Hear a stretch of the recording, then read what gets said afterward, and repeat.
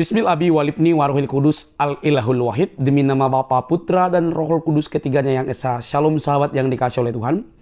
Berjumpa kembali dengan saya di channel ini. Terima kasih buat teman-teman yang selalu setia mendukung perkembangan channel ini dengan cara subscribe, like, komen, dan share. Dan yang selalu menantikan video-video terbaru dan juga debat yang dapat menambah wawasan kita melalui channel ini. Sobat yang dikasih oleh Tuhan, selalu tanggung jawab bagi kita di tengah-tengah zaman yang penuh dengan kehebatan media yang canggih, maka kita harus bertanggung jawab tentang pengajaran kita dan juga terkait pertanyaan-pertanyaan dari para politikus muslim mengenai iman kita. Mereka yang selalu membahas tentang kekristenan, bahkan sedikit membahas tentang Quran dan hadis dan tentang keislaman, mereka justru lebih sibuk membahas tentang Alkitab. Semogalah lewat apa yang mereka lakukan itu banyak umat muslim yang disadarkan dan mereka mencari tahu dan membuka internet dan mereka melihat bahwa kebenaran itu bisa memerdekakan mereka dari dosa, karena pada hakikatnya Yesus datang untuk menyelamatkan kita semua. Kali ini teman-teman kita lihat kembali seorang polemikus yang sangat dibanggakan oleh umat muslim dihajar habis-habisan. Mari kita lihat videonya, ini dia ya teman-teman, jangan skip.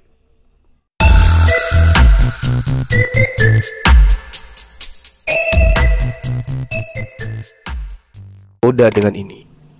Karena di dalam kitabnya Nabi Musa pun ditekankan demikian. Dan Yesus pun menekankan itu. Tidak setitik pun dihilangkan. Bahkan lebih mudah langit lenyap ya, daripada setitik dari hukum Taurat. Sementara pengharaman babi itu bagian daripada Taurat. Ini bagian daripada Taurat. Tapi bukan karena landasan Taurat kemudian umat Islam itu tidak makan babi, melainkan karena memang perintah dari Al-Quran. Al-Baqarah ayat 173, Al-Ma'idah ayat 3, Al-An'am ayat 145, An-Nahl ayat 115, dan seterusnya.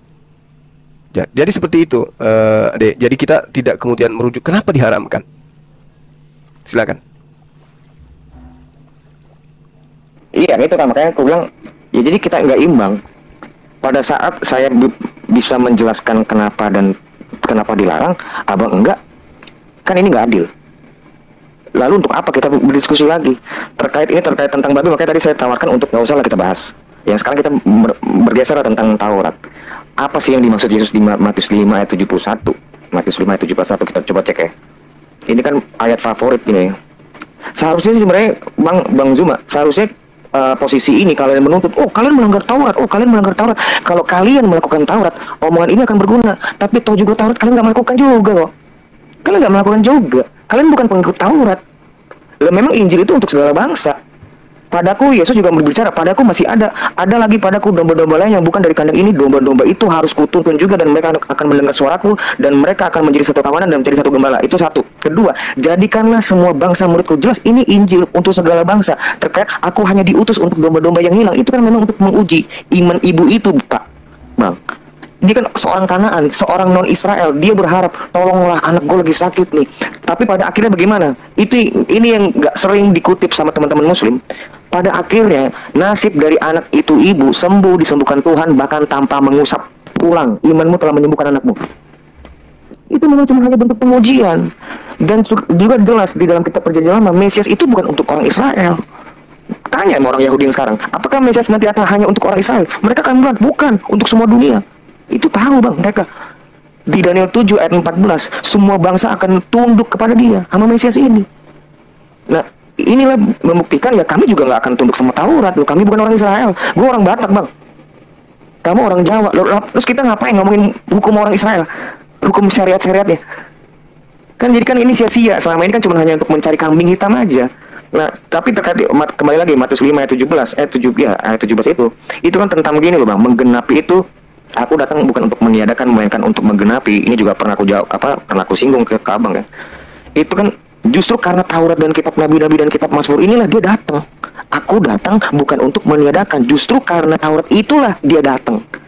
Gue datang karena ini undangan. Undangan ini bukannya karena undangan ini bukan berarti gue datang terus undangan ini gue buang. Enggak. Justru karena undangan inilah gue datang. Karena seluruh Lukas 24 ayat 44 harus tergenapi semua yang tertulis tentang aku di dalam kitab Taurat Musa dan kitab Nabi-Nabi dan kitab Nevi'im. Itu semua berbicara tentang Yesus. Semua itu berbicara tentang Yesus. Tipologinya, nubuatannya, semua, everything. Kita bisa bahas itu kalau mau. Tapi bukan di masa ini, di saat ini. Itu bang maksudnya. Sampai, dan kalau misalnya aku tiadakan, gimana sih Matius 5:71. 5:17, sorry. Dikit lagi bang, maaf. Matius 5. Ini kan, ini cuma reading komprehensif bang. Janganlah kamu menyangka bahwa aku datang untuk meniadakan hukum Taurat atau kitab para nabi. Aku datang bukan untuk meniadakan, melainkan untuk menggenapinya. Itu Yesus datang untuk menggenapi, itu intinya. Karena aku berkata kepadamu, sesungguhnya selama belum lenyap langit dan bumi ini, satu iota pun dan satu titik pun tidak akan ditiadakan dari hukum Taurat sebelum semua terjadi. Sebelum semua terjadi, jadi dalam hal penggenapannya itu nggak akan dihilangkan itu. Tapi kalau pada saat sudah terjadi bagaimana? Ya hilang. Itu kan konsekuensi logisnya dari bahasa ini. Gitu kira-kira bang, mungkin ditanggapin jangan terlalu panjang aku. Silakan bang. Iya, jadi gini deh. Sebentar. Silakan. Ini tidak silakan. apa ya? Sebentar, ditantum Bukan Bang Hairul. masalah babi haram atau tidak. Gitu ini yang saya pertanyakan tadi. Tapi penafsiran dari Matius 15 dengan Matius 5 itu tadinya kan gini. Yesus itu datang diutus hanya untuk Bani Israel, tidak. Nah, ini kan ada tidak menghapus, tidak meniadakan hukum-hukum Taurat dan kitab para nabi, kan gitu. Kemudian dipertegas lagi di dalam di dalam Matius 15-nya bahwa Yesus akan mencabut tanaman yang tidak ditanam Bapa. Kan itu udah mempertegas bahwa Yesus itu tidak akan menghapus hukum Taurat. Kan gitu. Tapi kenapa? Padahal yang dibicarakan di Matius 15 ini tentang masalah hati. Yesus itu mengajarkan tentang hati. Jadi bukan yang keluar, bukan yang masuk ke dalam mulutmu yang menajiskan, tapi yang keluar dari mulutmu yang berasal dari hatimu, yaitu dengan berkata kotor, dengan menghujat, dengan ini, itu yang menajiskan. Itu kan istilahnya Yesus di situ berbicara tentang hati. Tidak memfokuskan pada makanan di situ. Padahal kan sudah jelas-jelas Yesusnya datang tidak menghapus hukum Taurat. Kemudian Yesus juga mempertegas bahwa dia hanya akan mencabut sampai ke akar-akarnya yang tidak ditanam oleh Bapa, katanya. Kan gitu. Itu kan mempertegas yang di Matius 5 itu. Baik. Saya udah dapat kok. Sudah dapat. Dari mana? Yang Paulus itu bisa menafsirkan ayat ini bahwa bisa menentang hukum-hukum Taurat itu, berbeda dengan hukum-hukum Taurat itu. Sudah jelas hukum Taurat melarang memakan babi. Nah, itu poinnya. Dari mana Paulus itu bisa mempunyai kesimpulan bahwa daging babi itu bisa halal karena ayat tadi itu. Begitu. Silakan. Baik, aku tanggapin ya. Ini kan karena Baik, ya, Ustaz. Oke. Ini teman-teman yang ada di sini coba perhatikan nih. Coba perhatikan ya. Tadi dia Bapak itu tadi mengutip tentang Matius 15 ayat 11 tadi ya, Pak ya. Karena bukan masuk ke dalam hati tetapi ke dalam perut lalu dibuang di jamban, dengan demikian. Ayo, mana sih, Pak? Sebentar saya baca ya. Biar ini. Di Matius 5. Dengar dan camkanlah, bukan yang masuk ke dalam mulut yang menajiskan orang, melainkan yang keluar dari mulut. Itulah yang menajiskan orang. Itu toh? Ya. Nah, tadi baca di Markus 7 ayat 19. Karena ini dengan kejadian yang sama nih. Ini latar belakang yang sama. Asbabun nuzulnya bukan. Latar belakang yang sama nih, tempat yang sama, locus delicti-nya sama nih. Karena bukan masuk ke dalam hati tetapi ke dalam perutnya lalu dibuang di jamban. Dengan demikian ia menyatakan semua makanan halal. Ini kan permasalahannya, ini abang ini tidak menerima kitab saya ini seutuhnya. Maunya milih-milih. Yang dituduh Paulus, padahal ini kitabnya Pak Markus. Markus 7 ayat 19 dengan jelas. Sekarang kan permasalahan itu ada di kalian. Kalian tuh mau menerima Injil utuh atau enggak? Contoh misalnya ada bang nih, gue ngasih analogi. Ya, kenapa kalian suka mengeluh? Oh, kitab ini nggak masuk akal. Iya benar, memang nggak masuk akal. Kenapa? Lo kalian ada 100 halaman, yang kalian baca 2, yang saya baca 100 halaman. Ya masa kamu lebih logika dibanding saya? Yang saya terima sepenuhnya. Saya ini Pak, membaca kitab ini udah puluhan tahun, dan saya baca semua, dan saya beriman semua. Lo kamu kan enggak? Apakah kamu mau nerima ini bang? Markus 7 ayat 19. Coba yang tadi nanya itu, coba abang baca. Abang ini mau nerima ini nggak? Silakan bang. Oke. Itu ada juga di Matiusnya ya. Markus 7 ayat 19. Markus 7 ayat 19. Markus 7:19-nya itu kan sama-sama masuk dari mulut turun ke perut kemudian dibuang ke jamban, kan itu kan ada juga di Matiusnya. Matius 15:17 kan ya. Betul. Nah, itu begini. Kan di awal di 15:13-nya Yesus itu menegaskan bahwa yang tidak ditanam. Ini sekarang yang tidak ditanam oleh Bapak akan aku cabut sampai ke akar-akarnya. Nah, monggo itu aja dijelaskan dulu. Apa maksud dari itu? Loh, itu kan ayat 13-nya itu kan merujuk kepada ayat 12 dengan pertanyaan baru, Pak. Iya kan? Nah, Pertanyaan, bentar, enggak, biar saya jelasin dulu. Biar nanti jangan diulang-ulang lagi. Gitu loh. Itu kan ayat 11, sekarang ayat 12. Maka datanglah murid-muridnya. Nah, ini udah konteks baru nih. Dan bertanya kepadanya, engkau tahu bahwa perkataanmu itu telah menjadi batu sandungan bagi orang-orang Farisi. Jawab Yesus, setiap tanaman yang tidak ditanam oleh Bapakku yang di surga akan dicabut dengan akar-akar. Ini bukan ngomongin tentang masalah makanan murid lagi, tapi kelakuan ini orang Farisi, Bang. Itu beda konteks. Itu jadi ini saya menjelaskan, saya mau menjelaskan ayat 13 ini terkait dengan pertanyaan muridnya di ayat 12. Tapi ayat 11 ini terkait tentang masalah yang ada di ayat sebelumnya. Itu punya konteks. Nah, sekarang dengan statement yang sama, Markus 7 ayat 19 itu Abang terima nggak, Bang? Mau terima nggak itu? Markus 7 Ayat 19. kan sama isinya dengan Matius berapa? 15 Sama, harusnya sama. Cuma kan Abang nggak teliti. 15 Abang nggak sama itu. betul. Abang kan Ini saya Abang baca. itu nggak apa, Saya baca dulu. Bang Ade, saya baca ya. Tidak tahukah kamu bahwa segala sesuatu yang masuk ke dalam mulut Enggak, Markus 7 ayat 19, Bang. Markus 7 ayat 19. Markus 7 ayat 19. Ini kan biar nggak wasting time. Ya. Markus berapa? 7 ayat 19, Bang. Ayat 19. Kan saya mau sama Bang Juma tuh, ntar tidur dia. Enggak, saya Ada. ingin menegaskan apa yang saya pertanyakan gitu loh. Baik, Biar Bang. semuanya dilakukan sama Bang Zuma itu di situ Siap, siap. gitu loh, Bang. Gitu. Kalau saya belum tahu tentang ini, nyimak Oke, aja. Bang. Gitu. Oke. Sebentar saya baca aja ya, biar ini 7 ayat 19 ya. Benar. Markus 7 ayat 19. Karena bukan masuk ke dalam hati tetapi ke dalam perut lalu dibuang di jamban. Pertanyaan itu. Dengan demikian dia menyatakan semua makanan halal. Oh iya itu dia. Silakan. Iya. Gitu kan. Masalah itu mau diterima nggak? Kan kadang-kadang kan, oh enggak ini beda deh. Kalau kayak gitu sulit.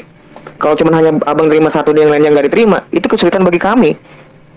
Sementara kami menerima, kalian cuma menerima yang mau kalian, ya itu sulit. Bang Kadirion, begini ya. Kalau melihat hanya kepada Markus 7:19, jadi semua hewan itu halal. Baik tikus, baik kelabang, baik ular, baik apa halal semua ya. Begini, itu penjelasannya bukan seperti itu, explanationnya bukan seperti itu, Bang. Binatang itu, makanan itu pada umumnya halal, tapi tidak semua berguna bagi kamu. Loh, kalau tikus itu dimakan buat apa? Kalau memang itu merasa kamu butuh berguna, makan aja. Why not? Makan. Tapi kalau itu membuat penyakit, ngapain kamu makan? Sama sayur kangkung. Kalau memang sayur kangkung ini menurut kamu itu nggak berguna bagi kamu, itu jadi haram. Jadi yang diatur itu bukan makanannya sekarang, tapi manusianya ini untuk bisa mengkontrol dirinya, untuk memakan, untuk tidak berlebihan, yang memikirkan tubuhnya ini jangan sampai rusak gara-gara makanan. Itu yang diatur, bukan si babinya yang diatur, si manusianya sekarang yang diatur. Oke. Gitu, Bang. Ini kan kata abang tadi berguna itu merupakan hikmat atau memang ada sesuatu yang jelas di dalam Alkitabnya? Oh, jelas ada. Saya ini kan ngomong kan, iya saya jelas kalau ngomong selalu ada ayat. Makan apapun yang berguna gitu ya? Bukan kayak gitu. Itu kan diksi abang. Tapi diksinya Alkitab kami nggak seperti itu. Tepatnya gini. Oh sorry, bukan. 1 Korintus 6 ayat 12. 1 Korintus 6 ayat 12. Nah, segala sesuatu halal bagiku, tetapi bukan semuanya berguna. Segala sesuatu halal bagiku, tetapi aku tidak membiarkan diriku diperhamba oleh suatu apapun itu. Makanan adalah untuk perut, dan perut untuk makanan. Tetapi kedua-duanya akan dibinasakan Allah. Tetapi tubuh bukanlah untuk percabulan, melainkan untuk Tuhan, dan tubuh untuk tubuh. Tuhan untuk tubuh. Nah, jadi kalau kita tidak menjaga tubuh ini untuk Tuhan, itu jadi haram. Misalnya begadang terus lu membuat tubuh lu, itu juga haram. Perbuatan bergadang itu. Itu loh, Bang. Fokusnya di diri manusia ini yang diatur, bukan si babinya. Babi itu apaan sih dia? Dia otak juga nggak punya. Kok dia yang jadi berkuasa atas dirimu? Harusnya kita yang menguasain dia, bukan dia menguasain kita. Itu kira-kira gitu, Bang. Oke, jadi saya paham dengan apa yang disampaikan oleh Bang Ade. Jadi ketika berguna, maka istilahnya boleh semuanya binatang itu boleh dimakan karena halal kata Bang Aderion tadi itu. Tapi Begini, enggak, tapi bukan semuanya berguna. Ya, Bang. Jadi dipotong. begini. Tetapi bukan semuanya berguna gitu loh, Bang.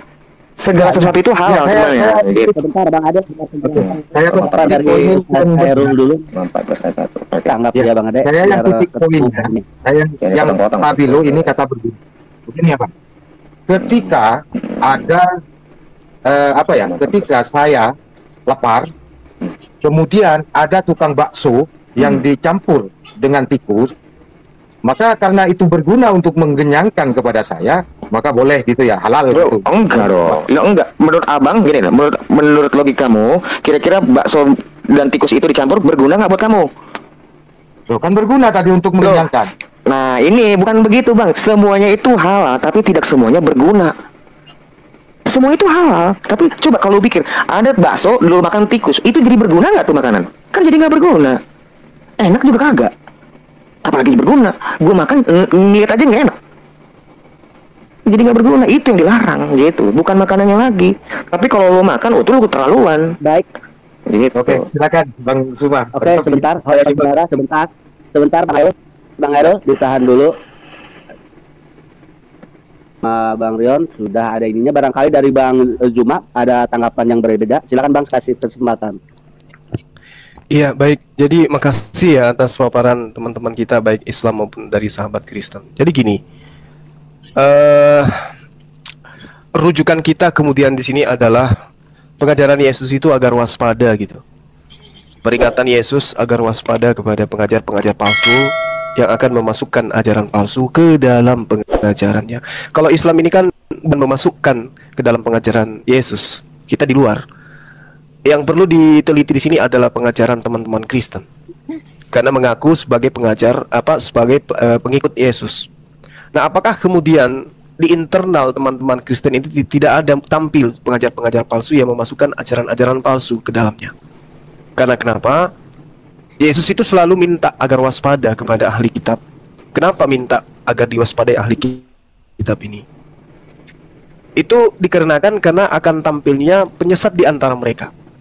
Contoh di dalam 1 Yohanes 2 nomor 18. Di situ sangat jelas dikatakan bahwasanya antikristus itu memang berasal dari tengah-tengah kita.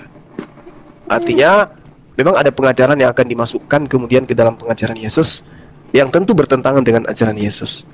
Nah, saya sering diserahi data di dalam 2 Petrus 2 nomor 4. Tapi dari seringnya saya diserahi data ini untuk kemudian mengatakan Rasulullah itu nabi palsu, justru dari sana saya dapat banyak pelajaran. Karena ketika kita memulai dari data nomor 1 ya, 2 Petrus 2 ini, di situ dikatakan sebagaimana nabi-nabi palsu dahulu tampil di tengah-tengah umat Tuhan, maksudnya Yahudi. Demikian pula di antara kamu, maksudnya murid-murid Yesus, akan ada guru-guru palsu di tengah-tengah murid-murid Yesus. Mereka akan memasukkan pengajaran-pengajaran sesat. Artinya pengajaran-pengajaran ini kemudian ya tidak diajarkan oleh Yesus itu sendiri. Contoh seperti yang sahabat kita sampaikan, bahwa semuanya halal bagiku. Kenapa bisa ada pengajaran halal seperti itu? Sementara Tuhannya Bani Israel mengharamkan sesuatu berdasarkan dengan apa yang menjadi kaidah di dalam pengamalan orang-orang Yahudi. 1 Korintus 6 nomor 12 itu kok bisa muncul kayak begitu? Segala sesuatu halal bagiku, tetapi bukan semuanya berguna. Segala sesuatu halal bagiku, tetapi aku tidak membiarkan diriku untuk diperhamba. Tapi kemudian Yesus beda dia. Apa yang diperintahkan itu yang dilakukan, apa yang dilarang itu tidak dikerjakan. Ini bertentangan. Sementara yang mengajarkan Korintus ini adalah ahli kitab. Nah, ini yang perlu kemudian menjadi acuan sahabat Kristen untuk berpikir ke depan. Kok bisa menjadi halal gitu? Hanya karena dasar pijakan yang tadi bahwa semua halal yang masuk ke dalam mulut bukan yang mengharamkan, bukan yang menajiskan, melainkan yang keluar dari mulut yang menajiskan. Ini alasan tidak rasional menurut saya. Kalau data ini mau dijadikan sebagai acuan untuk menghalalkan babi. Karena di situ penekanannya jelas, dengar dan camkanlah, bukan yang masuk ke dalam mulut yang menajiskan orang, melainkan yang keluar dari mulut yang menajiskan orang tersebut. Nah, kalau ini dia jadikan acuan untuk menghalalkan babi, artinya ganja, ya, sabu-sabu masuk ke dalam mulut itu halal berarti. Halal berarti. Sementara ganja, morfin, sabu-sabu dan sejenisnya, walaupun sebelum dimasukkan ke mulut itu membaca doa dulu, menyebut nama Yesus dan seterusnya, ya kedudukannya tetap aja haram. Tetapi kenapa babi boleh? Kenapa ganja tidak boleh? Kenapa sabu-sabu tidak boleh? Padahal semua itu masuk ke dalam mulut. Nah, jadi data itu nggak bisa kemudian dijadikan sebagai acuan. Karena memang Markus 7 ya, dan juga Matius 15 maksud saya, itu tidak ada relevannya dengan pengharaman babi kemudian menjadi halal. Itu nggak ada kaitannya, karena ini soal jawab tentang adat istiadat orang Yahudi terhadap Yesus. Tidak ada hubungannya dengan babi haram ataupun halal. Karena kembali kepada patokan yang diajarkan oleh Yesus itu sendiri, Lukas 16 nomor 17, lebih mudah langit dan bumi lenyap daripada satu titik dari hukum Taurat itu batal. Jadi tadinya haram, ya tetap haram, nggak bisa dihilangkan sebelum langit dan bumi lenyap. Terakhir dari saya, terakhir. Nah, kalau sahabat kita mengatakan bahwa hukum Taurat itu tidak berguna bagi teman-teman Kristen, ya saya katakan kalau demikian, Yesus mati di atas tiang salib juga bukan untuk teman-teman Kristen.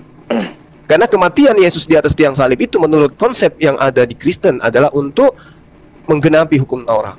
Apa inti menggenapan itu? Menghapuskan, membatalkan hukum Taurat. Sementara hukum Taurat itu untuk Bani Israel. Berarti bukan untuk Kristen Yesus itu. Kalaupun dia mati di atas tiang salib, ya untuk penganut Taurat, bukan mereka yang tidak menganut Taurat. Demikian. Baik. Ya nggak apa-apa, aku hargain. Cuma Kalau aku boleh tanggapin, moderator. Bang Ade ditahan dulu. Oke, maaf. Bang Winoru. Assalamualaikum Muni. Selamat malam Bang. Bisa dibuka mic-nya? Waalaikumsalam warahmatullahi wabarakatuh. Assalamualaikum Assalamualaikum. Bang. Waalaikumsalam warahmatullahi wabarakatuh, Dek. Ya, malam Rion, apa kabar? Sehat? Ya, nyimak sih. Silakan kalau sudah menyimak tanggapannya sebelum nanti ke Bang Ade lagi. Silakan waktunya. Bang tertarik berbicara sama wanita? Ya, ada lanjut dulu. Debat wanita tuh nggak enak. Berdebat dengan wanita tuh kayak nggak adil gitu. Maaf ya. Makanya nggak pernah saya berdebat dengan wanita, itu jarang banget. Enggak jarang, sering kok dulu. Enggak, sekarang nggak mau. Silakan. Nah, Bang Juma sih lebih suka. Bang Winoru, apa itu? Sebentar, Bang Winoru dibuka mic-nya, saya kasih kesempatan untuk tanggapannya. Bang Ade silakan tanggapannya Bang Ade. Bentar Bang Adi, bentar.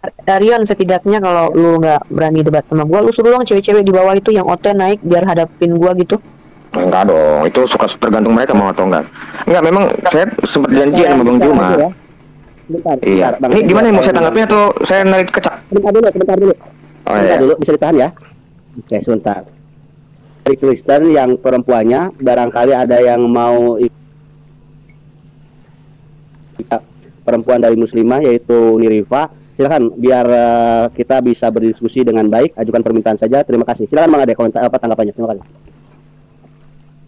Kurang nyaman gitu loh kalau berdebat sama wanita tuh, memang gitu, kurang nyaman. Nggak bebas, saya tuh ngerasa gitu loh. Jadi tolong juga dihargain Unirifa, bukannya aku nggak menghormati, maaf.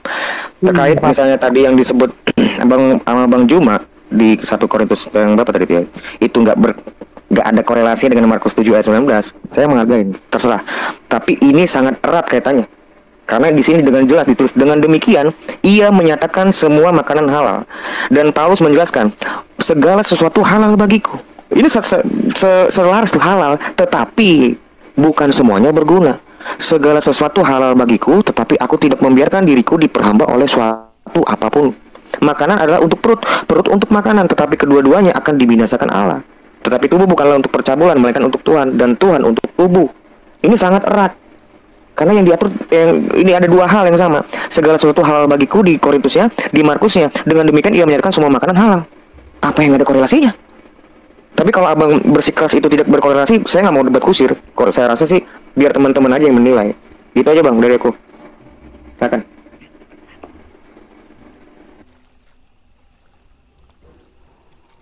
Udah ngantuk loh bang? Bang Juma udah ngantuk belum? Sorry, termute. Soalnya tadi tarikan isapan kopinya itu kenceng kali kan. Tak enak kalau didengar banyak yang iri nanti. Oh, iya. Jadi kalau saya melihat gitu loh ya, saya sebagai seorang muslim ya kan, kalau ditanya seperti pertanyaan yang tadi, kenapa babi itu kok haram di Islam, apa ya, itu kaidah yang ada di Islam, itu yang saya jabarkan. Nah yang jadi permasalahan sekarang ketika kemudian teman-teman Kristen ini mengaku sebagai pengikut Yesus gitu. Kemudian yang menjadi sandaran untuk meninggalkan ajaran perintah, maksud saya dalam hal pernyataan Yesus dalam kitabnya saudara, justru perkataan orang, bukan Yesus. Contoh seperti yang saya uraikan tadi. Ya, bagaimana kemudian seorang Paulus yang lebih didengarkan daripada Yesus itu sendiri. 1 Korintus 6 nomor 12.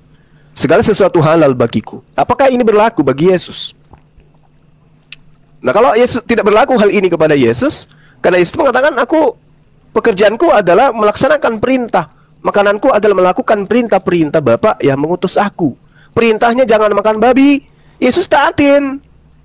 Nah, sejatinya kalau saya memandang nih dari kacamata saya sebagai seorang Muslim, layaknya saya mengikuti Rasulullah Muhammad SAW dalam hal syariat. Sejatinya teman-teman Kristen ketika mengikuti Yesus betul-betul cinta kepada Yesus, maka jadikanlah itu sebagai suri tauladan, bukan Paulus. Karena ini sangat bertentangan dengan ajaran Yesus. Makananku adalah melakukan perintah-perintah Bapa.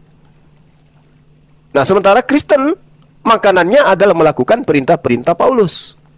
Contoh ini yang sesederhana ini. Nah, yang saya takutkan gitu loh, yang saya takutkan seperti yang tertera dalam Yesaya 66.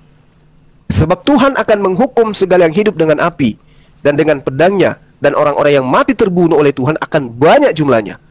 Siapa mereka ini? Mereka yang mengkuduskan dan mentahirkan dirinya untuk taman-taman dewa. Taman-taman dewa ini maksudnya pengajaran-pengajaran yang di luar daripada yang diajarkan oleh para nabi. Dengan mengikuti seseorang yang di tengah-tengahnya, yang memakan daging babi dan binatang-binatang jijik serta tikus. Mereka semuanya akan lenyap sekaligus. Demikianlah firman Tuhan. Nah, kalau saya sebagai Muslim, mending saya menghindari ini. Takut saya mendengarkan data ini. Kalau saya beriman ya kepada data ini, kepada kitabnya orang Yahudi yang dikatakan dari terjemahan Septuaginta ini, akan dimusnahkan sekaligus. Di mana indikasinya adalah pemakan daging babi, pemakan binatang-binatang jijik serta tikus. Ini kalau kita berbicara mengenai data ini jelas tidak merujuk kepada umat Islam ini. Itu aja sih sederhananya. Apa susahnya mengikuti ajaran Yesus kalau memang cinta, kalau memang mengaku sebagai pengikut. Karena Yesus mengatakan sekali lagi, lebih mudah langit dan bumi lenyap daripada satu titik dari hukum Taurat itu batal. Nah, sementara kalau diikutin perintah Paulusnya yang diikutin, maka semua di dalam Taurat itu hilang kemudian. Sementara dikatakan oleh Yesus, ini sedikit lagi dari saya, dalam Matius 7 yang tadi ya. Tetapi setiap orang yang mendengar perkataanku ini dan tidak melakukannya, ia sama dengan orang yang bodoh, yang mendirikan rumahnya di atas pasir. Kemudian turunlah hujan dan datanglah banjir, lalu angin melanda rumah itu, sehingga rubuhlah rumah itu. Dan hebat kerusakannya. Maksudnya rumah yang dibentuk dari pasir. Ini yang saya khawatirkan gitu loh, bahwa kaidah-kaidah yang kemudian dipertontonkan teman-teman kita Kristen itu adalah kaidah yang tidak berasal dari Yesus itu sendiri. Kata Yesus, mereka yang tidak mendengarkan, laksana mendirikan sebuah rumah dari atas di atas pasir, kemudian turun hujan. Sekira begitu, Dek. Itu pemahaman saya, silakan. Nggak apa-apa bang, nggak apa-apa. Kan memang Bang Juma ini yang gue kenal karakternya memang dalam tanda kutip jualannya Paulus. Memang ini dan gue demen sih sebenarnya kalau Bang Juma menyudutkan atau mengkritisin Paulus, itu suka bang. Nah, tapi sekarang kita kembali ke temanya ya bang.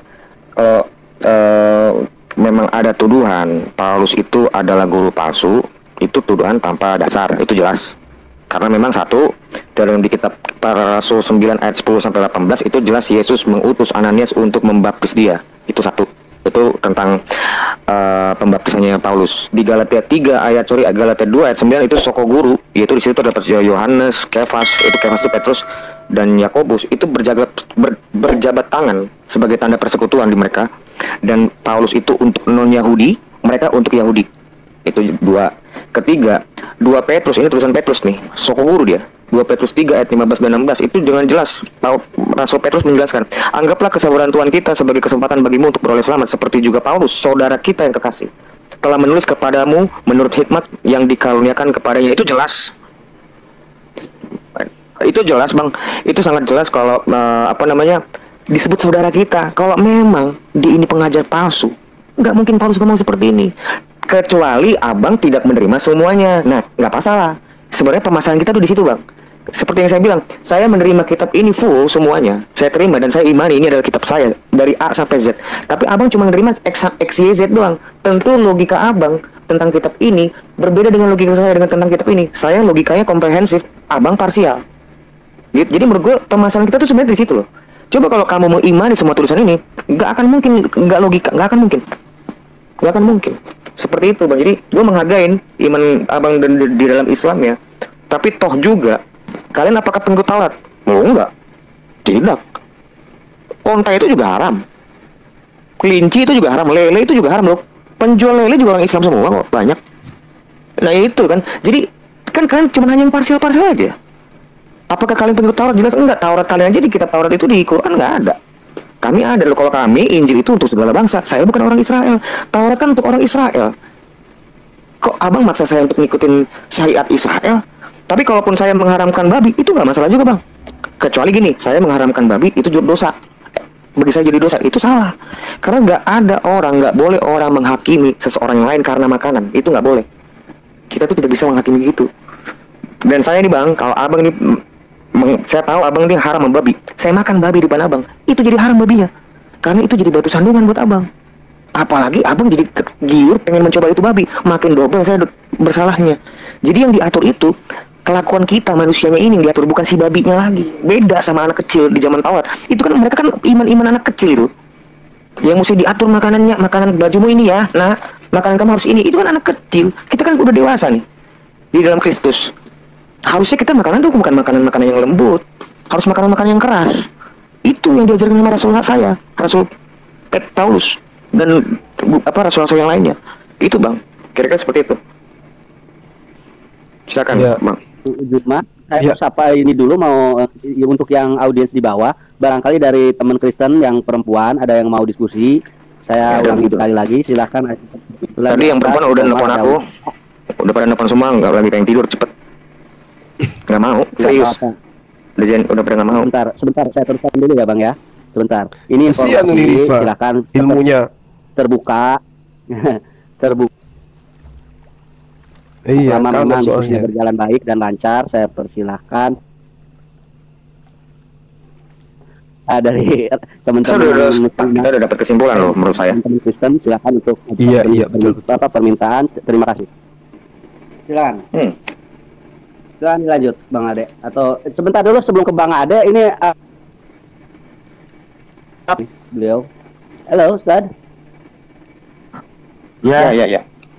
nah begini biar Iya. lebih pertajam.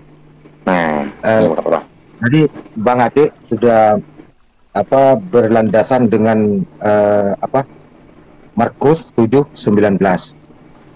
Saya kembali mengamati Markus 7:19, kata-kata Yesus itu hanya sampai pada jamban, kan gitu.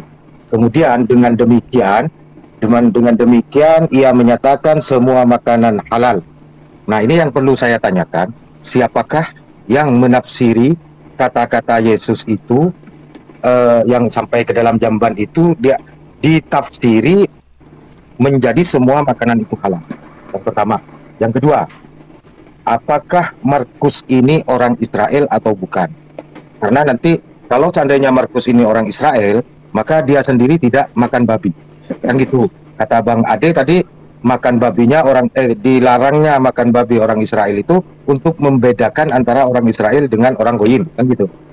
Nah, kemudian ini yang saya permasalahkan, kalau memang ini ditafsiri oleh Markus sendiri, berarti Markus sama Paulus itu sama. Jadi tidak penafsirannya itu tidak sinkron dengan apa yang diperintahkan Yesusnya, yaitu bertolak belakang.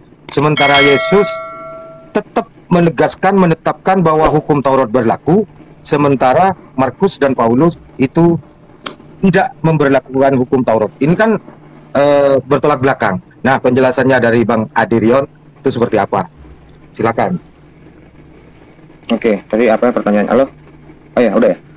Siapakah ini pertanyaannya itu sedikit tricky di sini karena salah. Tricky itu artinya salah. Siapakah yang menafsirkan ini Markus? Markus itu bukan tafsir. Dia muridnya Yesus. Kok murid Yesus 12 kok nggak ada deh? Itu Markus adalah golongan murid Yesus yang ke-70 yang diutus dua orang di Lukas 10 ayat 1.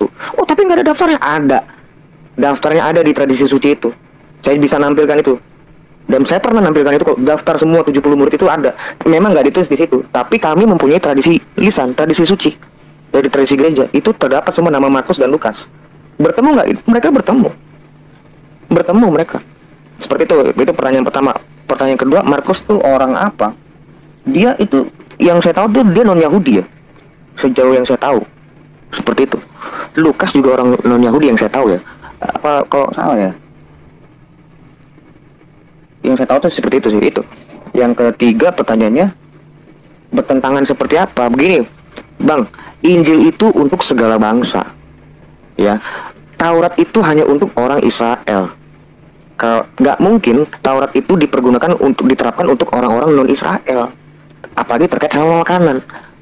Seperti yang tadi saya jelaskan, kenapa babi itu baru ada di zaman Musa? Itu kan untuk membedakan makanan mereka dengan orang-orang Goyim. Nah itu kalau kita kan bukan orang Israel. Sementara Yesus, jadikanlah semua bangsa muridku, baptislah mereka, enggak, dan ajarkanlah Taurat, enggak, terapkanlah Taurat, enggak kayak gitu. Disuruh kabarkan Injil. Injil itu tentang keselamatan, di mana keselamatan itu bukan berbicara tentang makanan dan minuman.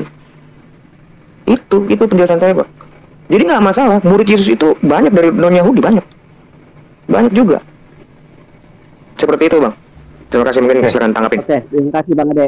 Ini yang apa ya, yang tadi apakah kata-kata itu belum ditegaskan sama Bang Ade. Dengan demikian ia menyatakan semua makanan halal. Ini yang ada kan hanya di Markus, dan Markus itu bukan orang Israel, kata Bang Ade. Nah, kemudian di Matius tidak menyimpulkan apa-apa, hanya menyampaikan kata-kata Yesus ini sampai ke jamban itu saja. Berarti yang Matius itu orang Israel dan ini bukan orang Israel. Berarti kalau saya ambil kesimpulan, ini yang menyimpulkan semua makanan halal itu adalah Markus sendiri. Kan begitu, Bang Ade? Markus sendiri? Enggak, semua murid. Mereka itu satu murid itu satu kesatuan itu. Yang menulis itu hanya Markus sama Paulus. Tapi apakah mereka tidak mengetahui ajaran yang mereka bertemu kok? Kan nggak semua murid penulis yang bisa menulis. Apa Bapak mau menuntut ada 12 tambah 70 kitab? Yang enggak kayak gitu. Nggak semua kitab mereka itu cakap dalam hal menulis. Kayak saya nih Pak, saya bisa menulis, tapi saya nggak cakap menulis. Saya bukan penulis. Bisa nggak? Bisa saya nulis. Itu kok masalahnya. 70 murid itu banyak dari orang non-Yahudi, Pak. 70 murid itu termasuk Lukas, Markus, Barnabas juga termasuk. Barnabas itu juga muridnya Yesus. Ya, hal itu nggak akan kamu dapat di sini. Kamu akan dapat di tradisi gereja. Dan saya sebagai orang Ortodoks memegang itu, dan bahkan kami merayakan hari di mana 70 murid itu ditetapkan. Itu kami rayakan setiap tanggal 7 Februari. Itu namanya Sinaksarion. Lu kami megang itu tradisi suci, itu menjadi pegangan gereja juga, Bang. Ya nggak bisa kamu salahin juga dong. Begitu, Bang, kira-kira jawabannya. Nggak harus dipersyaratkan murid-murid Yesus harus dari Israel. Nggak ada tuh persyaratkan gitu. Dari mana syarat gitu? 12 Israel itu, Bang, itu merujuk kepada 12 suku Israel, 12 murid itu. 70 itu maknanya bangsa-bangsa. Inilah perwakilan dari untuk segala bangsa-bangsa ini. Yang Paulus ini benar-benar murid khususnya. Yang memang hanya diperuntukkan khusus untuk kepada bangsa-bangsa. Itu ada di Galatia 3 ayat 20 tadi tuh. 2 ayat 9, sorry, maaf. Itu, Bang, kira-kira. Silakan. Oke, saya pahami keyakinan Anda bahwa semua keputusan atau pengajaran Anda itu berfokus kepada Paulus gitu. Oke, silakan dilanjut, Bang Suma. Juga ke Markus itu adalah kitab Injil, Pak. Kitab Injil Markus itu disaksikan oleh murid Yohanes. Markus itu menulis, yaitu kesaksian Irenaeus. Disaksikan juga oleh Polikarpus. Kok Bapak jadi menilai iman saya? Saya hanya fokus pada Paulus. Enggak, saya juga fokus kepada Petrus. Saya juga fokus kepada Markus. Semuanya saya ikutin. Nggak boleh kayak gitu, Bang. Abang boleh menolak atau menghina jawaban saya, tapi jangan menilai iman saya. Gitu loh, gitu. Saya kan nggak menilai iman Bapak juga. Silakan. Bang Ade, oke, udah diterima poinnya. Ustadz Airul ditahan dulu sebentar. Saya kasih kesempatan untuk Bang Juma menanggapi juga. Iya, baik. Jadi terkait dengan paparan saudara kita barusan, ya betul, itu memang adalah tradisi gereja Ortodoks Timur ya, yang kemudian seingat saya, setahu saya, kalau nggak keliru itu diperingati memang setiap bulan Januari tentang orang-orang yang dianggap sebagai 70 murid, ya, yang kemudian ya itu diperingati. Nah, cuman kita tidak ada data di dalam Bible yang kemudian menyebut nama satu persatu daripada murid-murid tersebut. Artinya tradisi gereja ya tetap aja sebagai tradisi gereja. Ya, kalau di gereja-gereja barat kan cuma menyebut sebagai murid-murid. Nah, kemudian kemudian terkait dengan pengakuan teman-teman Kristen bahwa Yesus itu mengutus murid-muridnya.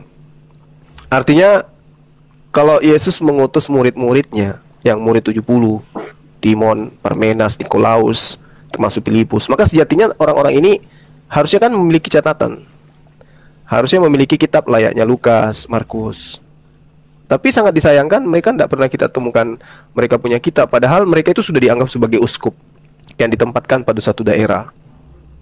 Uskup di sini dan seterusnya. Tapi pengajaran mereka itu justru merujuk kembali kepada kitab yang dikanon gitu. Ini yang kemudian menjadi menjadi satu hal yang saya tanya-tanya selama ini.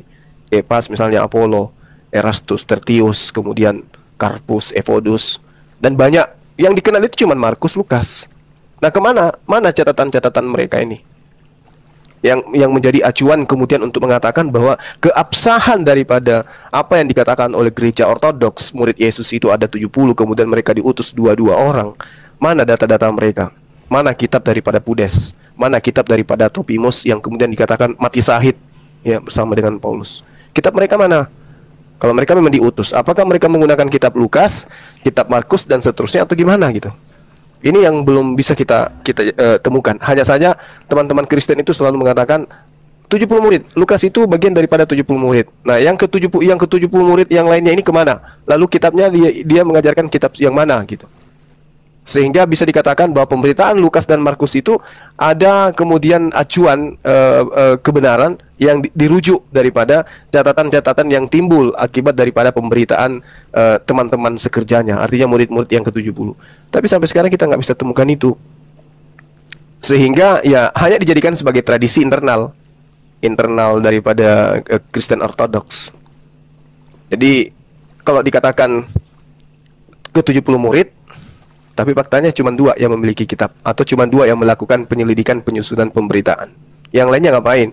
Kalau mereka diutus, misalnya Yason, uskup di Tarsus misalnya ya kan, atau siapalah gitu. Nah, di Tarsus itu mengajarkan kitab yang mana? Apakah kitabnya Lukas? Apakah kitabnya Markus? Itu tidak ada relevansi daripada pernyataan-pernyataan Yesus dari 4 kitab yang dikanon ini. Kalaupun misalnya murid-murid ke-70 ini membawa pengajaran dari kitab Lukas, maka tentu hal ini adalah menjadi fenomena yang sangat-sangat kental di dalam penginjilan Yesus. Maka Yesus pasti akan kita temukan membicarakan tentang kitab, khususnya kitab Lukas atau kitab Markus. Tapi nyatanya enggak. Jadi masih tanda tanya besar. Ke-70 murid ini, 68 murid ini itu ngajarin kitab yang mana gitu. Saya kira begitu tambahan dari saya. Izin Bang Zuma Iya, sama silakan, Bang Adi. Saya kan nggak mau ke Rion nih, karena Rion kan memang nggak mau ngobrol sama saya. Tapi saya ngomong sama Bang saya boleh ya, Bang Zuma ya? Jangan dong. Bang Adi, nggak saya mau Jangan turun. dong. Kayak gini loh, gue misalnya lagi tinju, Mike Tyson mau Holyfield, boleh izin saya ngomong sama Mike Tyson kan ya? Sikit-sikit, enggak. Jangan. Bang, Nggak mau ngasih data aja sama Bang Zuma nih, Bang Zuma. Nggak usah. Mbak Rifa. Nggak apa-apa. Bang Zuma, aku beli buku Sinyakarion, Bang Zuma. bentar. Di Bang Zuma, aku beli buku Sinyakarion. Jadi gini abangku, adikmu ini udah beli buku Sinyakarion, harganya lumayan mahal bang, kalau nggak salah 400 ribuan. Cuman kecewa banget ternyata bang. Kenapa? Ketika saya baca ini buku, saya tuh sebenarnya bukan butuh isinya, saya butuh rujukannya. Saya nggak ketemu sama daftar pusakanya gitu loh bang. Bablas nggak ada daftar pusaka gitu loh bang. Saya cari di mana gitu, maksudnya rujukan dari informasi ini tuh kemana gitu. Saya cari gitu kan. Nah nggak ada bang, dapusnya tuh nggak ada. Maksudnya informasinya dari mana gitu. Gitu bang Zuma, jadi nggak usah beli lah kalau bang punya rencana beli, nggak usah lah bang. 400 loh bang, Sinyakarion ini. Lumayan mahal. Beli beras dapat berapa karung gitu saya tuh. Tapi udah deh itu aja sih bang. Aku mau tidur dulu bang Zuma, bang Adi juga, buat Rion juga ya. Siap. Sehatkan mental gitu, karena perempuan dalam Islam itu punya tempat yang sangat tinggi, bahkan menjadi ulama itu tadi boleh. Sayyidah Aisyah salah satu rujukan para ulama. Mungkin bisa jadi kita beda perspektif ya, tapi ya nggak apa-apa. Dalam Kristen memang perempuan itu tidak boleh banyak bicara ketika ada di tempat jemaat. Kalau dalam Islam wanita itu boleh berkreasi dan berilmu bahkan tinggi, boleh kuliah sampai setingginya boleh. Masya Allah, luar biasa jadi seorang muslim. Mungkin itu aja Bang Luma. Bang Luma jangan beli sinak serius ya Bang. Kalau mau nanti aku fotoin kalau tapi nggak ada daftar pustakanya, ingat Bang, nggak ada daftar pustakanya.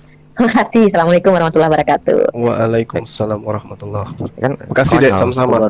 Ini kan konyol. Daftar pustaka itu kan untuk kutipan buku-buku. Sementara sinak sarun itu adalah memang tulisan langsung dari catatan gereja. Itu bukan kutipan buku. Itu catatan gereja. Berarti karangan orang ya Yon ya? Enggak gitu loh, enggak. Gua mau karangan dari bapak-bapak gereja dong berarti. Iya, bukan karangan tulisan. Iya, tulisan yang dikarang oleh bapak gereja karena nggak ada rujukannya mereka. Loh, rujukannya Yesus kok gimana? Semana gitu rujukannya Yesus gimana itu? Bro, kesaksian. Itu namanya gimana? Di mana apa sih? Ya, di mana pembuktiannya kalau itu kesaksian dari emang tuh penulis sinak serion itu siapa Yon? Ketemu Yesus di mana? Iya ini loh ya, murid-murid Yesus itu kan ada 12 pertama 7. Ini kan kau jadi debat sama lo. Lu duduk aja tidur. Ya udah gue tidur ya, tapi BDW yang nulis sinak serion tuh kayaknya nggak jelas di siapa. Saya mau menanggapin sama orang yang menuntut daftar pustaka. Nanti saya nanya hadis kamu mana daftar pustakanya lo. Oh hadis kami ada di mana pun tertulis hadis akan tertulis siapa penyampainya, rawinya. Kamu nggak pernah skripsi ya? Oh gini, skripsi ketika sebuah hadis dituliskan dalam sebuah buku akan dirujuk di buku kitab Imam Bukhari. Di kitab Imam Bukhari akan tertulis bahwasanya di halaman sekian, di bab sekian. Itu adalah tulisan akademisi. Sinak sarun itu bukan tulisan akademisi, Pak. Oke, terima kasih pengakuannya. Terima kasih pengakuannya, Rion. Makanya itu saya menghindari itu bukan karena cewek sih sebenarnya. Kamu ini karena itu tadi saya ngindarin. Lanjut. Jadi distract nih. Tradisi gereja tetap si abang tadi ngomong tradisi gereja tetap tradisi gereja. Bang, itu gereja itu nomor 1. Bukan kitab. Justru dari gereja lah melahirkan kitab. Dari mana Rion kamu tahu? Mana tunjukkan datanya Rion? Matius 16 ayat 18. Dan aku pun berkata kepadamu, engkau adalah Petrus dan di atas batu karang ini aku akan mendirikan jemaatku. Ini lain nyebutnya. Ini kurang tepat. Sebenarnya di itu bahasa aslinya tuh eklesia. Bahasa aslinya ya. Kalau terjemahan bahasa Inggrisnya itu lebih bagus, church, gereja. Tapi saya nggak ngerti LAI nyebutnya jemaat. Jemaat itu dari jamaah itu kan kumpulan orang. Sementara gereja itu artinya kumpulan orang-orang yang percaya pada Yesus. Harusnya diterjemahkannya gerejaku. Nah, gereja ini benar-benar adalah yang mendirikan Yesus itu sendiri, yaitu orang-orang ini dari para rasul ini. Dan Yesus berdoa khusus di Yohanes 17 ayat 1 sampai terakhir 28 itu, kalau nggak salah sampai 28. Itu berdoa khusus untuk mereka dalam hal pemberitaan, Bang. Itulah namanya gereja. Jadi kalau Abang tadi ngomong tradisi gereja tetap tradisi gereja, itu kan seakan-akan secondary. Enggak, itu justru utamanya, Bang. Dari gereja itulah kita ada namanya perkawinan anak domba, di mana Yesus bersatu dengan gerejanya, dengan jemaatnya. Jadi itu justru nomor 1. Kedua, tentang nama-nama kitab mereka, mana kalau memang mereka diutus, itu kan adalah persyaratan yang Abang buat. Di mana disuruh Yesus tuliskanlah kitab? Nggak ada. Yang Yesus perintahkan Matius 28 ayat 18, ajarkanlah mereka bukan ayat 20. Ajarkanlah mereka tentang apa yang telah kuperintahkan kepadamu. Tuh, ajarkanlah, mengajar. Nah, mengajar itu ada ajaran lisan dan ada ajaran tulisan. 2 Tesalonika 2 ayat 15. Berdirilah dan berpegang teguh tentang tentang apa yang kamu terima dari kami baik secara lisan maupun secara tulisan. Itu tradisi lisan maupun tradisi tulisan. Kitab yang kami pegang ini juga dari tradisi, Bang, turun temurun. Bahkan kalau kamu mau ngomong sanad, jangankan dari nabi kepada perawinya, ya. Saya bisa menunjukkan sanad dari Andreas sampai ke Aderion Huta Barat. Kalau kamu mau, saya bisa menunjukkan sanadnya sampai ke Romo gua. Bisa. Itu lembaran besar itu. Kalau kamu mau. Jadi sanad itu yang kami bukan sanad tulisan, tapi sanad orang. Sanad itu dari gereja, Bang. Tentu kamu nggak bisa memaksakan cara berpikir hadis kamu dengan kitab kami. Itu nggak fair. Begitu juga dengan saya. Pada saat saya melihat Quran, itu selalu dengan secara proporsional loh, sebisa mungkin. Saya nggak pernah tuh ngasal-ngasal ngambil hadis yang doif, nggak pernah. Untuk biar saya nggak menyakitin perasaan teman-teman Muslim, nggak akan pernah masuk. Dan makanya pada saat saya berbicara Quran, jarang sekali tuh orang bisa nyanggap, jarang. Karena saya memang mempelajarinya, Bang, Quran, walaupun bukan dengan bahasa Arab. Saya tahu itu. Tapi saya harus dengan hati-hati. Memang saya orang Indonesia, masa kamu suruh saya belajar bahasa Arab? Kan nggak mungkin ya, kira-kira gitu lah, Bang. Aku mau pamit, gimana kita closing statementnya, Bang? Iya. Oke, nggak. Di sini juga udah 1:30, udah subuh. Besok lah kita diskusi lagi ya bang. Kan Yes, siap. oke lah bang ya. Siap. Di- Istirahat oke. aja dulu. Siap. Aku pamit tuh ya bang. Terima kasih ya bang. Oke, Rifa. hati-hati, jaga diri Iya. baik-baik. Siap bang. Oke. Oke. Darion. Dadah Rifa. Jadi aku sama Bang Zuma dulu ngobrol. Baik teman-teman yang dikasih oleh Tuhan, kita sudah mendengar lumayan ribut lah gitu ya. Lumayan ribut dan keras suara, apalagi dari Ustadz yang digemari dan dijagokan oleh para polemikus muslim dan Islam pada umumnya, yang selalu tampil di media dan di YouTube, yang selalu membahas tentang kekristenan. Bahkan dia dipanggil pakar kristologi, dan di berbagai tempat dia memang tampil dengan caranya yang begitu keras suaranya, walaupun isinya itu nol semua. Kenapa nol? Dia tidak ahli di dalam Alkitab, dia tidak ahli dalam kekristenan. Dia hanya ngaku-ngaku ahli, bahkan lompat sana sini dalam hal membahas Alkitab. Memang kegemaran mereka ini adalah kegemaran untuk lompat-lompat, baca satu ayat, pertanyakan, lalu lompat sana sini, tuduh sana sini. Nah, hal itu sungguh merepotkan orang Kristen. Kenapa repot? Ya karena menghadapi orang yang sebenarnya tidak mau belajar, itu sulit teman-teman. Mereka bertanya, tapi bukan untuk belajar gitu ya. Bukan untuk mendengar penjelasan dari para apologetik Kristen. Bukan. Mereka itu bertanya hanya untuk mengetahui dan untuk mencari kesalahan. Perhatikan para polemikus ketika bertanya lalu diberikan jawaban, pasti mereka bilang itu bukan fakta, itu bukan kebenaran. Kenapa? Mereka tidak sedang mencari kebenaran. Mereka sedang mencari sensasi, dan itulah yang ditampilkan oleh Ustadz ini. Kita tahu teman-teman, coba cek berbagai macam jawaban yang sangat baik teologis dari para apologetik Kristen yang sudah berulang kali berdebat, berargumen dengan penuh data dan fakta. Dia tidak sama sekali mengerti, bahkan tidak menambahkan pengajaran yang benar sehingga memperbarui cara pandangnya terhadap kekristenan. Dia tidak menerima itu, dia tidak mengerti itu, bahkan dia tidak ingin sedang belajar. Dia sedang mencari cara untuk mengaburkan kebenaran.